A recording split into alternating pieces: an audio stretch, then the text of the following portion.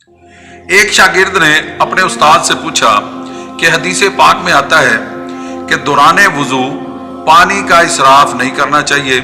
اگرچہ بندہ نہر کنارے بیٹھ کر ہی وضو کیوں نہ کر رہا ہو۔ تو وضو کے دوران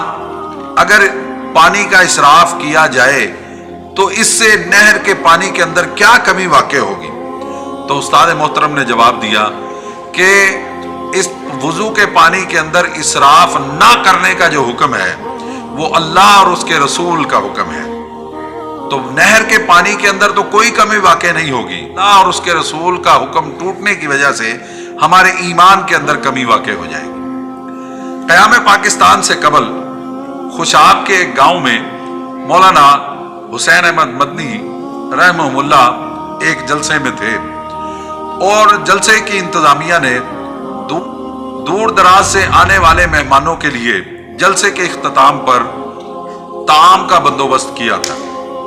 اور جب مولانا حسین احمد مدنی رحمۃ اللہ علیہ کھانا کھانے کے لیے تشریف لے گئے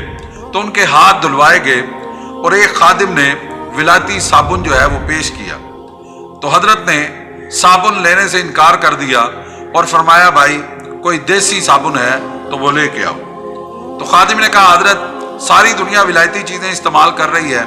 آپ کے نہ استعمال کرنے سے انگریزوں کو کیا فرق پڑے گا؟ تو حضرت نے فرمایا